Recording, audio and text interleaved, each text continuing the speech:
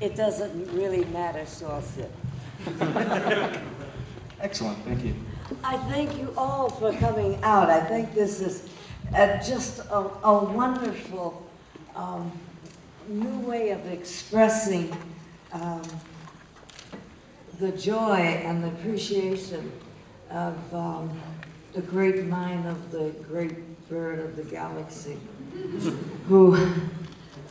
whose dream he never let go of, and persisted through thick and thin, and sometimes thinner than thick, to maintain. And I think it truly is a testament to fandom that so many millions and millions of human beings, starting here in America, many from the Deep South, which the powers that be said, you can't have an integrated cast of equals. The South won't allow it. The South said, oh, thank God, thank you. And it spread, and the men said, I don't want to write about the future or the past or present. I want to write about the human condition, and that's all of us. And they said to him, Gene, we can't do that. It won't be accepted for 300 years. And Gene said, thank you. And he went home and he said it 300 years from. This is a true story. And he brought it back, and they called it science fiction, but we all know better, don't we? The truth is the light. And the light came on through his truth, and everybody's eyes, millions of people's eyes lit. And then the studio said, what's going on? And then everybody wanted to duplicate it or expand or expound on it or reach around it and under it and beyond it and through it and because of it. And because of that, we have some of the most magnificent expressions of minds who would never have been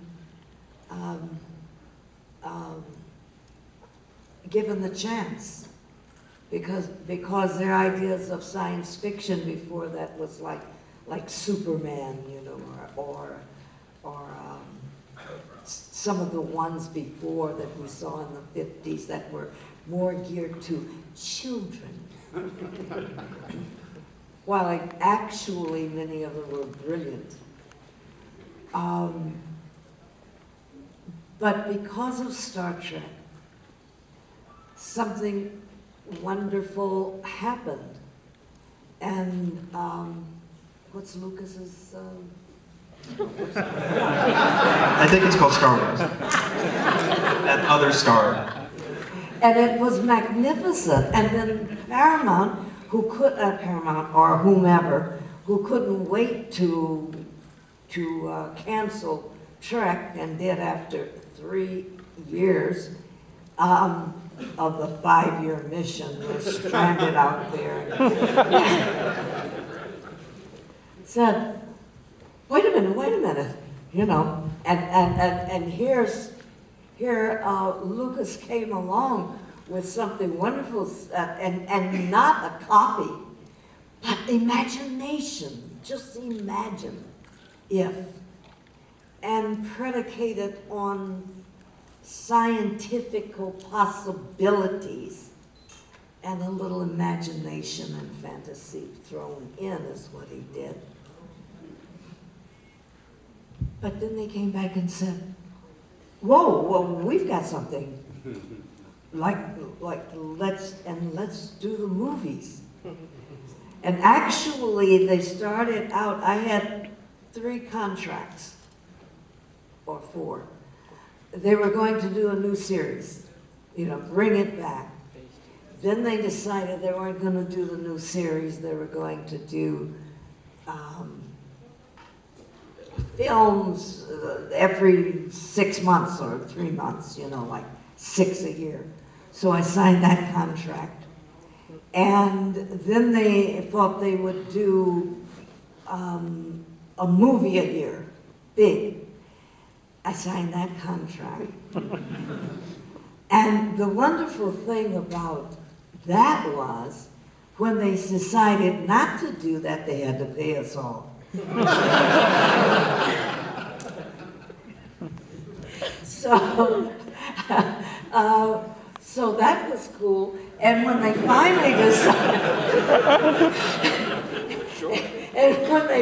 decided, to do a major motion picture with a 5-time Oscar-winning director, whom I was a great fan of, Bob Weiss.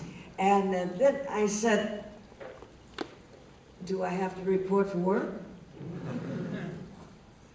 I just thought they were going to pay me again, while they decided what else they were going to do. And I was, we were all really, well, I was really put out about it, because I was really enjoying being paid lots of money for being told we weren't going to do it, But, in all seriousness, because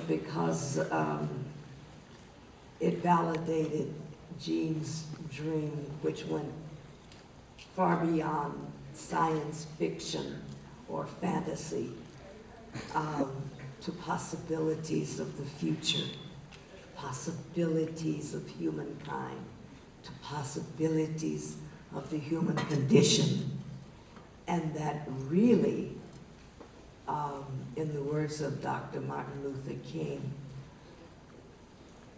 who had told me when I was going to leave this series after the first year, because I wanted to get back to musical theater, which is what I grew up in. And when he heard I had, it happened to be the day after I had told Gene I was leaving the show after the first season, I went to I was a guest, celebrity guest, at an NAACP, I think it was an NAACP, a fundraiser in Beverly Hills.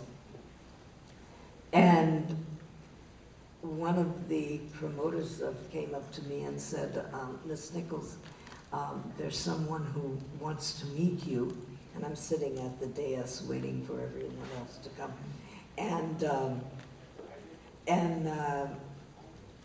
I said, oh, he says, there's someone who wants to meet you. And he said he's your biggest fan. And I said, oh, okay. And I stood up to turn around. And then I saw straight in front of me, about 10 rows back, walking toward me with this wonderful face. And I realized it's Dr. Martin Luther King, and I said, well, whoever that wonderful Trekker is that wants to, he's going to have to wait.